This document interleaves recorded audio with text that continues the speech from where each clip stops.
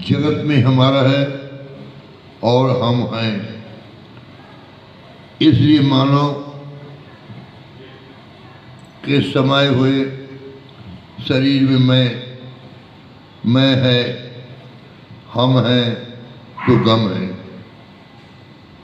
हम हैं तो गम है। दुनिया की सारी बातों का गम क्यों है, किसे है? हमको है। हम हैं तो गम है।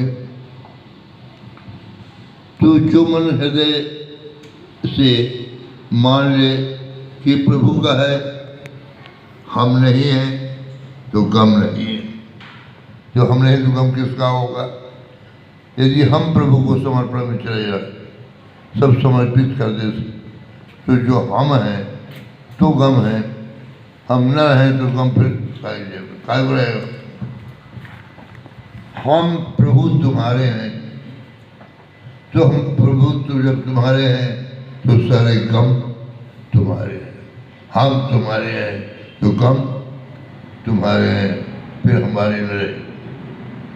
जो है मानते हैं कि जगत में हमारा है, वही माया का प्यारा है। जिसने भी है ना कुछ भी हमारा है, बस वही माया है, और वही व्यक्ति माया को प्यारा है। हमें जब हमारा है तो हमें प्यारा है, और सारे गम हमारा। माया लोगों को एक पतन की ओर ही ले जाती है, दुख की ओर ले जाती है, अशांति की ओर ले जाती है माया। क्योंकि जब सब कुछ हमारा है तो हर बातों की अशांति, हर बातों का दुख फिर उसी व्यक्ति को होगा जो कहता है कि हम हैं और हमारा है।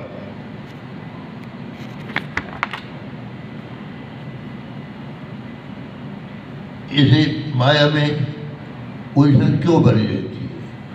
केवल जो मैं है, अगर साधक सिद्ध सुजान इसी मैं को, केवल मैं को समर्पित कर दे, उसी दिन से उसकी उलझन, माया, अशांति, दुख जो है ही नहीं है, दुख किसका, अशांति किसको? वो तो ईश्वर का हो गया। इसी को समर्पण गति कहते हैं। अर्पण गति कुछ बातों में हम त्याग करते हैं, चढ़ाते हैं प्रभु को, वो अर्पण। लेकिन समर्पण में फिर कुछ हमारा नहीं रह जाता है, सब कुछ प्रभु का हो जाता है। फिर माया उस साधक सिद्ध सुजान का कुछ नहीं कर पाती। इस शरीर में जो मन है वही गुरु है, शरीर का गुरु है। मन कौन संचालन करता है, कौन इंगित करता है, कौन कहाँ चाहे जहाँ चाहे जाए, शरीर का गुरु है, संचालन करता है वो। लेकिन आत्मा का गुरु नहीं है वो। आत्मा से शरीर है, शरीर से आत्मा नहीं है। शरीर के गुरु से जो सब कुछ चलाता है, डायरेक्शन पूरा मन ही तो शरीर को चला रहा है, एक जिंदगी को चलाने वाला मन ही है। तो जो सब कुछ कर रहा है वो गुरु तत्व में आता है, मगर ब्रह्म तत्व नहीं है। वो ब्रह्म तत्व में नहीं आता, वो जीव तत्व के अंदर ही आता है। जीव भी नहीं है, जीव तो आत्मा है। जीव तत्व के अधिकार और पावर से ये मन संचालित होता है, और मन फिर संचालन सबको करता है। अब जो आदमी मन के ऊपर चाहता है कब्जा कर, मन तो आत्मा के कारण संचालित है, और जो अधिकार प्राप्त है आत्मा के कारण प्राप्त है।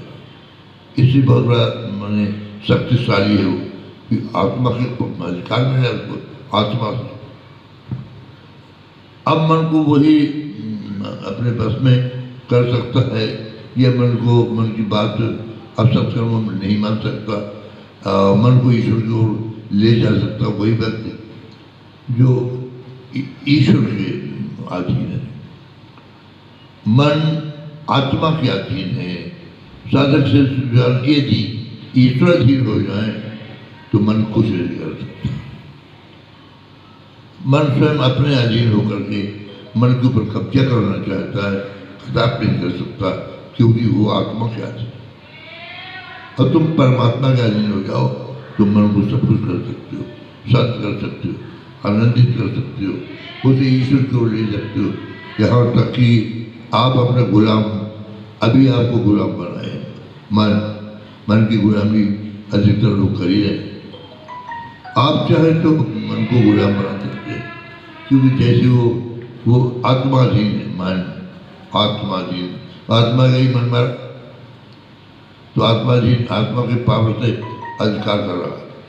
आप जिस परमात्मा के अधिकार से कार्य करोगे, उसकी कृपा से काम करोगे, मन आपको कुछ नहीं कर सकता। आप जो चाहोगे मन से काम लोगे। इसलिए मन को ईश्वर में समर्पित करना चाहिए, तो मन फिर आप चले। और ईश्वराधीन हो, स्वाधीन नहीं होना चाहिए, ईश्वराधीन होना चाहिए। जिससे मन आत्माधीन है, ऐसे फिर हम स्वाधीन न होकर परमात्माधीन हो।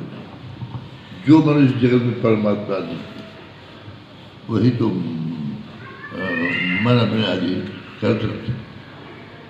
ईश्वराधीन है तो मन को अपने अधीन कर सकता है, क्योंकि वो भी जो मन है वो भी तो आत्मा है, ईश्वर के पार्ट से ही तो संबंधित, वो पार्ट है। तो इसलिए चाहिए कि सुनाई चाहिए दिव्य पुरुषों के साथ से, महापुरुषों के सत्संग से, साधु संत महात्माओं के साथ से, उनके सत्संग करने से, या फिर मैंने वेद पुराण रामायण गीता भागवत आदि मनन पठन पाठन चिंतन और आचरण, उससे भी उपलब्धियाँ यही हो सकती है। पर मनुष्य को केवल बोलता है, सुनता है, करता है नहीं, केवल पढ़ता है। गीता भागवत रामायण पढ़ गया, उसको आचरण में लाना होगा। जो आचरण में जाते हैं वो सुख शांति आनंद वही पाते हैं, क्योंकि पढ़ने मात्र से विद्वान ही होता है। विद्वान को भी आचरण की आवश्यकता। इसलिए आज तो खैर ऐसा आज सुअवसर है, आज जन्माष्टमी, भगवान कृष्ण का अवतरण दिवस है। और जब पूरे भारत में अशांति, दुख, अनाचार, अत्याचार, धर्म का पतन हो चुका था। यहाँ तक कि देवताओं का पतन भी हो, वहाँ राक्षस का वहाँ भी साम्राज्य हो गए थे। और यहाँ अपने पृथ्वी में राक्षसों का पूरा साम्राज्य था, और धर्म का बिल्कुल पतन, अधर्म पर खड़ी थी माँ पृथ्वी, करा रही थी, पुकार रही थी। गो माता चीख रही थी, जा रही। साधु संत महात्मा सत्पुरुष सब चीख रही थी, जा रही थी। अरे असत्य के अत्याचार होते, राक्षसों के अत्याचार होते, जो पूजा पाठ न होने दें, धर्म कर्म न होने दें, सत्य में न चलने दें, ऐसा वातावरण छा गया था।